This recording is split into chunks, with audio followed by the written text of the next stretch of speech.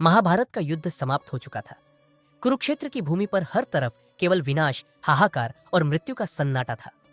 हस्तिनापुर की महारानी गांधारी, जो 100 पुत्रों की माता थी, जब उन्होंने अपने सभी पुत्रों के शव देखे तो उनका हृदय शोक और क्रोध से जल उठा। वे जानती थी कि यह विनाश धर्म की रक्षा के लिए हुआ है, लेकिन एक माँ का हृदय धर्म और नीति से परे अपने बच्चों की मृत्यु नहीं सह सका। वो श्री कृष्ण के पास पहुंची, जिन्हें वह भगवान जानती थी।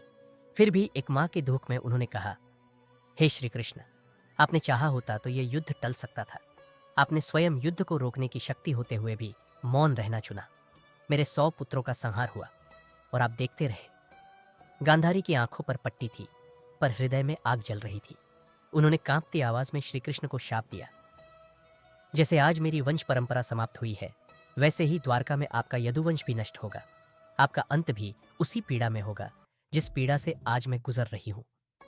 श्री कृष्ण शांत भाव से मुस्कुराए और बोले, माता, आपका शाप भी मेरे ही संकल्प का एक हिस्सा है। जब धर्म की स्थापना पूरी हो जाती है, तब अधर्म का बीज अपने ही भीतर से समाप्त होना आवश्यक होता है। जैसे कौरवों का अंत हुआ, वैसे ही यदुवंश का अंत भी होगा, क्योंकि यह सृष्टि संतुलन पर टिकी है। और सच में वर्षों बाद गांधारी का दिया हुआ शाप फलित हुआ।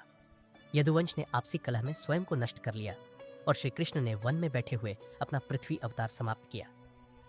यह कथा हमें सिखाती है कि खुशी, जब धर्म की स्थापना पूर्ण हो जाती है तो विनाश भी उसी ईश्वरीय योजना का हिस्सा होता है। सनातन धर्म से संबंधित ऐसे ही और वीडियो के लिए हमें फॉलो करें। जय श्री कृष्ण।